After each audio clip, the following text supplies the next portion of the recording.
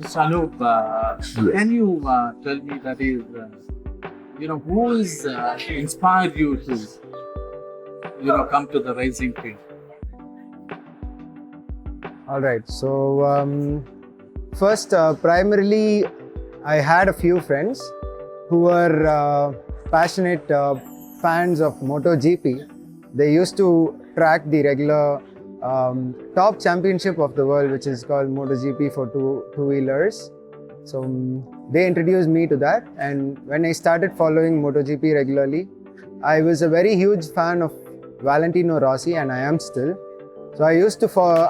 I've watched movies, documentaries, and live races of his, which entertained me and motivated me to take up racing professionally, and it has been a very good journey from since then. How do you keep focus during the race with all excitement and distractions around you?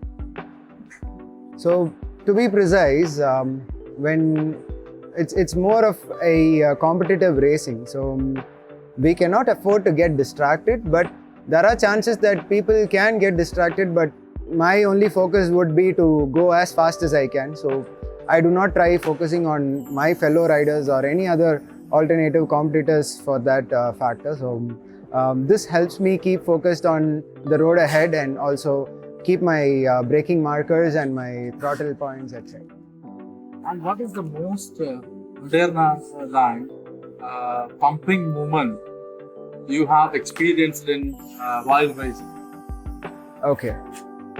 So if you ask a person, a professional racer, what's the most adrenaline pumping moment, it's a hard choice to make because we have plenty of moments like that. But I would say one of the most enthralling moment was when I was starting a Pro Stock 165cc race from behind the grid, and each and every second, the only thought in my mind was to push as hard as I can, where I just let it go, and basically it was like either do it or crash it. So I just finished in, I think I finished in the 4th position, but yeah, I did what best my machine could do and to the best of my capacity. What's your secret superstition or ritual before getting on your bike? Okay, so if you're asking riders and racers about superstitions, it's a funny thing because many people have various different superstitions, and mine is that the only simple prayer which I make to God, that I'm going to be stupid for the next 15 minutes because I want to be brave and blind to all the threats. So I'll just say, however stupid I am, just bring me home in one piece and let me win the race. That's right. Good. What is the best piece of advice you have received significantly move your racing skill? Okay, so one piece of advice and one lesson which was taught to be my mentor, Prabhu Arnagiri. So ideally, there were days when I was racing, I used to push as hard as I can, but I used to gain positions and lose positions. But there was a certain technique which involved racing lines and being defensive when it comes to races and being on the most wider line while qualifying. So this enhanced my way of approaching a corner, especially when it comes to the last laps, when we are fighting with several other riders for the win. And it helped me change my style of driving and also to be defensive in the areas which needed me to be aggressive and also to be holding my position in check to finish the top position. And we can all see some people on the roads driving bikes without mufflers or replacing their exhaust, thinking that it gives them a better performance. What do you think about it? So for people who enjoy a pleasurable ride by changing their exhaust or the mufflers or things, I do not see much of a harm. This is just a personal opinion. So Because obviously exhausts and mufflers and air filters, they give a better performance because that's why we use it in racing, right? So, but there are certain qualities and ways that it should be integrated into a system, like or it should be fitted into a bike. And things that we need to keep in mind is that as long as we have a pleasurable ride, it's fine. But as long as we do not cause nuisance to the general public and we are a responsible driver, it doesn't matter much to me. So that's my opinion. How do you handle the challenge of weight distribution and balance during high-speed turns? So this is a very technical question, to be precise, or I can answer it two ways. So one can be on the top layer alone, which I would say that the way that I handle fast corners where immediate direction changes are there, I try to keep my body movement as minimal as possible and swift as possible.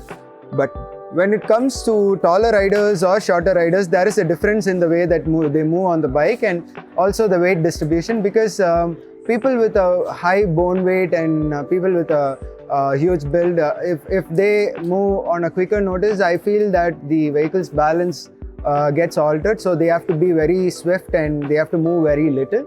And when it comes to small riders who are very less in weight or lightweight, I think they can move much easier on faster corners. But ideally, it depends on the bike which we are using. If it's a bigger bike, then they find it difficult to move from sides to sides, and taller people have an advantage. But if it's smaller bikes, then it's their advantage over there. So there's always a give and take in every aspect of racing. So that's how I see it. What is the technique do you use to effectively manage and control wheel eyes during acceleration? All right. So when it comes to the Indian National Championship and Thai Superbike Championship or any other international championships, there are various categories of bikes which are being used. And I've been participating in the up to 400cc class. So there the wheelies are very minimal, and also to control them, we do not take much of an effort. Just that we make sure that the bike doesn't lose its stability. But when it comes to super bikes, of course, there is a throttle control, and also there is a traction control system in place, and riders also use their back brakes a bit to control the wheelie, and also they use the clutch. So it depends on how the bikes are made and which category we are participating in. If you could design your dream motorcycle race track, what features or elements would you like to do? It's a big question, but yeah, I would ideally have. I would try to have key elements from all the Asian tracks, especially Motegi and Suzuka, Chang International Circuit, and the Sepang Circuit. And one more circuit is where I have always observed a thriller ride, which I have been seeing off late, is the Estoril track in Portugal. So I try to add all these elements, mostly like downhill, uphill, parabolas and blind corners. So yes, that would be the track where it would be a dream build.